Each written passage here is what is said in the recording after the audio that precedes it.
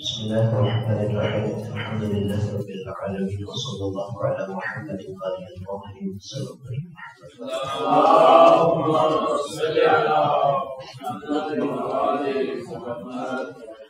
سبحان کے نام سے بات کر لیجیے کہ کل سے انشاءاللہ بعد فجر کا جماعت 5:15 ادا کی جائے گی. اور جو تفسیر قرآن کے حوالے سے عرض کیا تھا کل توحید کے حوالے سے کہ توحید کی ضد شرک ہوتی ہے.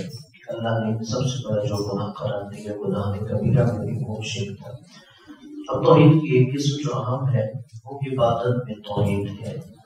اور اکثر جو مکہ کے مشرک تھے وہ اسی توحید کی خلاف ورزی کرتے تھے. توحید کی عبادت یہ ہے کہ اللہ تبارک و تعالی کے علاوہ کسی اور کی پرستش کی جائے، کسی اور کی پوجا کی جائے، کسی اور کی عبادت کی جائے. اور یہی وجہ ہے کہ اللہ تبارک و تعالی نے مسلمانوں کے لیے قرآن میں خاص طور پہ یہ حکم نازل فرمایا کہ وَمَا أُمِرُوا إِلَّا لِيَعْبُدُوا اللَّهَ مُخْلِصِينَ لَهُ الدِّينَ. اللہ فرماتا ہے کہ میں نے اپنے بندوں کو یہی حکم دیا ہے کہ وہ فقط اللہ کی عبادت کریں اس کے دین کے لیے خالص رہتے ہوئے.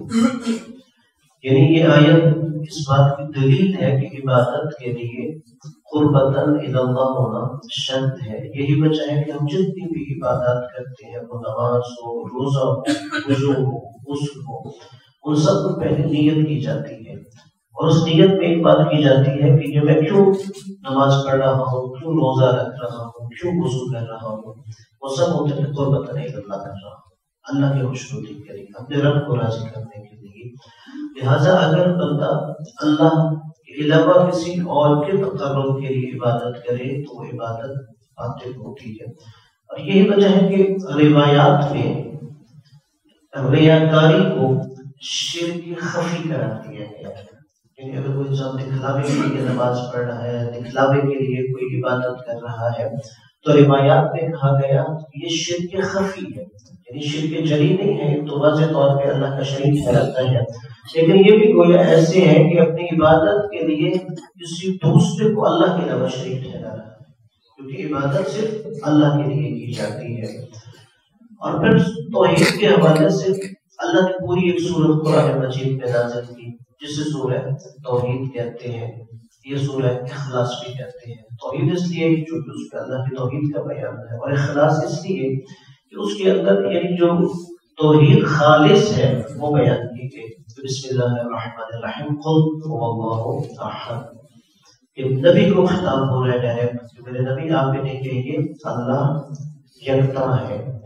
یعنی اللہ نے یہاں واحد نہیں احد کا لفظ استعمال کیا ہے. اگرچہ قرآن مجید میں اللہ کے لیے واحد کا بھی لفظ استعمال کیا ہے، لیکن یہاں پر احد کا لفظ ہے. جیسے اللہ نے کہا للہ الواحد القہار. یعنی قیامت کے دن سوال ہوگا لوگوں سے کہ آج کس کی اصل بادشاہت ہے، تو پھر اللہ کہے گا للہ الواحد القہار. لیکن جہاں پر بھی قرآن میں لفظ واحد استعمال ہوا ہے وہ اضافت کے ساتھ استعمال ہوا ہے، لیکن جو لفظ احد استعمال ہوا ہے وہ غیر اضافت کے استعمال ہوا ہے. یعنی واحد کا مطلب یہ ہے کہ جس کے اجزاء ہو سکتے ہیں، جس کی ترکیب میں امکان موجود ہے، لیکن احد وہ ہے جس کے اجزاء نہیں ہو سکتے، جس کے اندر ترکیب نہیں ہے. اور پھر اللہ نے فوراً کہا اپنی احدیت کے بعد اللہ الصمد کہ اللہ تعالیٰ بے نیاز ہے. یعنی وہ کسی کا محتاج نہیں ہے، ساری کائنات اس کی محتاج ہے. یعنی اللہ تبارک و تعالیٰ ایسی ذات ہے کہ ساری مخلوق اس کی طرف رجوع کرتی ہے، وہ کسی کی طرف رجوع نہیں کرتی. اور پھر اللہ نے کہا لم یلد ولم یولد. یعنی نہ اس کی کوئی اولاد ہے اور نہ وہ کسی کی اولاد ہے. اس کی وجہ یہ ہے کہ مشرکین مکہ کا یہ عقیدہ تھا کہ جو فرشتے ہیں یہ اللہ کی بیٹیاں ہیں. اور اسی طرح بعد اہل کتاب نے یہ عقیدہ رکھ لیا، عیسائیوں نے کہ حضرت عیسیٰ علیہ السلام اللہ کے بیٹے ہیں، یہودیوں نے کہا حضرت عزیر علیہ السلام اللہ کے بیٹے ہیں. کہ جب یہ عقیدہ ان کے اندر موجود تھا کہ ایک نے اللہ کی بیٹیاں قرار دی، دوسرے نے اللہ کے بیٹے قرار دیے، تو اللہ نے کہا جیسے شروع میں کہ وہ احد ہے، اس کا کوئی جز نہیں ہے، چونکہ بیٹا یا بیٹی گویا وہ بھی ایک جز شمار کیا جاتا ہے. تو اللہ نے اس لیے کہہ دیا کہ نہ وہ کسی کی اولاد ہے اور نہ ہی اس کی کوئی اولاد ہے.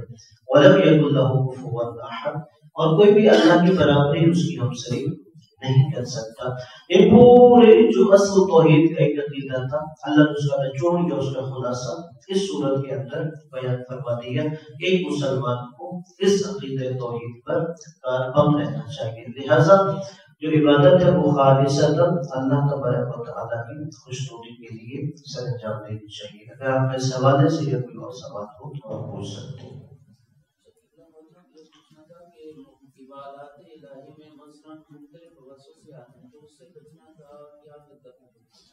اس میں یہ ہے کہ جو علماء اور علماء بیان کرتے ہیں کہ سب سے پہلے کہ جب انسان عبادت کر رہا ہو، خاص طور پر نماز کے حوالے سے، کہ اس میں ایک تو انسان فوراً نماز میں شرکت نہ کرے. مثلاً آپ باہر کسی دنیاوی کام میں مشغول تھے کہ ایسے نہیں میں آیا سیدھا مصلی عبادت پہ بیٹھا، نہیں بلکہ سیدھا میں نے اللہ اکبر کہہ دیا. ابھی میرا ذہن دنیاوی امور کی طرف تھا، ابھی عبادت کی طرف میں قلبی طور پہ متوجہ نہیں ہوا. بلکہ اس کے لیے یہ طریقہ ہے کہ انسان پہلے آئے تھوڑی دیر مصلی عبادت پہ بیٹھے اور اپنے دل میں یہ تصور کرے وہ کس کی بارگاہ میں آیا ہے. اگر انسان کسی دنیاوی بادشاہ کے پاس بھی جائے، اس کے سامنے بیٹھے تو وہ کچھ نہ کچھ آداب کا خیال رکھتا ہے. اللہ تبارک و تعالیٰ تو حقیقی بادشاہ ہے کہ انسان تھوڑی دیر کے لیے مصلی پہ بیٹھ کے تصور کرے وہ کس کی بارگاہ میں آیا ہے. اور جب اس کے دل میں اللہ تبارک و تعالیٰ کی تعظیم پیدا ہو جائے، اس کی کبریائی کے حوالے سے جو شان ہے وہ ذہن نشین ہو جائے، تو پھر اس کے بعد انسان اقامت کرے. اور دوسری پھر چیز، جب نماز شروع کرے تو کم از کم جو نماز کے اذکار ہیں یا قراءت ہے، ہمیں اس کا ترجمہ پتہ ہونا چاہیے کہ جو میں سورت پڑھ رہا ہوں، سورہ فاتحہ کا ترجمہ کیا ہے، سورہ توحید کا ترجمہ کیا ہے، یہ سورۃ القدر کا، یہ جو ذکر رکوع و سجود ہے اس کا ترجمہ کیا ہے، تاکہ جب بھی انسان متلفظ کرے تو اس کے ذہن اللہ تبارک و تعالیٰ کی طرف متوجہ ہو کہ وہ اللہ سے کیا کہہ رہا ہے. صرف ان دو چیزوں پہ عمل کیا جائے انسان وسوسوں سے باز آ سکتا ہے. اور کسی کا کوئی سوال ہو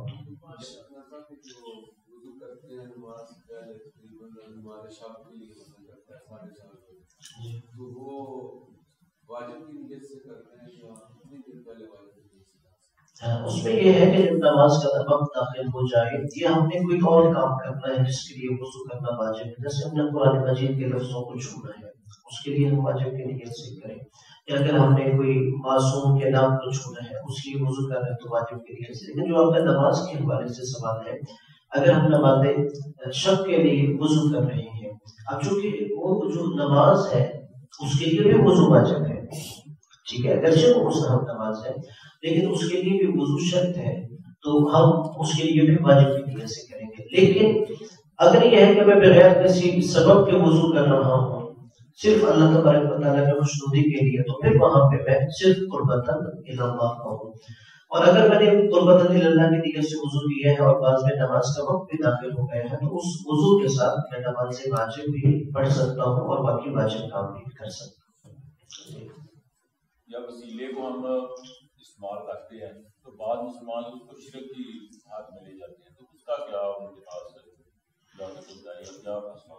ہاں جی، اس میں یہ ہے کہ خیر میں نے جو کہ وسیع ٹاپک تھا، کل میرا تھا ارادہ کہ اس پہ گفتگو کروں، لیکن اجمالی طور پہ جو وسیلہ ہے اللہ تبارک و تعالیٰ نے واضح قرآن کی آیات میں جب حکم دیا یا ایھا الذین آمنوا اتقوا اللہ وابتغوا الیہ الوسیلہ، اے صاحبان ایمان اللہ سے ڈرو اور اللہ تک پہنچنے کا وسیلہ تلاش کرو.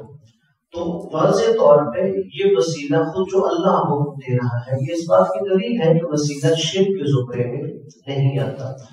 اور دوسری بات یہ ہے کہ خود اللہ تبارک و تعالیٰ نے خالق اور مخلوق کے درمیان تعلق قائم کرنے کے لیے نبی کو وسیلہ بنایا ہے. یعنی ایسے نہیں کہ اللہ نے ڈائریکٹ آ کے لوگوں کو دین کی تبلیغ کی ہے، اس نے بھی درمیان میں وسیلہ قرار دی ہے. اور بعض جن آیات کی وہ تعویل کرتے ہیں کہ مشرکین مکہ جو ہے وہ شاید بتوں کو وسیلہ بناتے تھے، نہیں، وہ بتوں کی عبادت کرتے تھے. جہاں پر پھر قرآن مجید میں بتوں کے بارے میں تذکرہ ہے کہ مشرکین مکہ انہیں وسیلہ صرف نہیں بناتے تھے بلکہ ان کی عبادت کرتے تھے. جیسے انہوں نے کہا ما نعبدهم الا ليقربونا الى الله زلفى، کہ ہم صرف اس لیے ان بتوں کی عبادت کرتے ہیں، یہ نہیں کہ ہم وسیلہ نہیں بناتے، ہم اس لیے ان کی عبادت کرتے ہیں، یہ ہمیں اللہ کے قریب کرتے ہیں۔ لہٰذا کوئی بھی ایسا نہیں ہے کہ جو نبی کو، امام کو، اولیاء کو وسیلہ بناتے ہوئے ان کی الوہیت کا عقیدہ رکھتا ہو یا ان کی عبادت کرتا ہو، لہٰذا یہ شرک رسول نہیں کرتا۔ سبب نہیں یا زہرا یا زہرا یا زہرا یا زہرا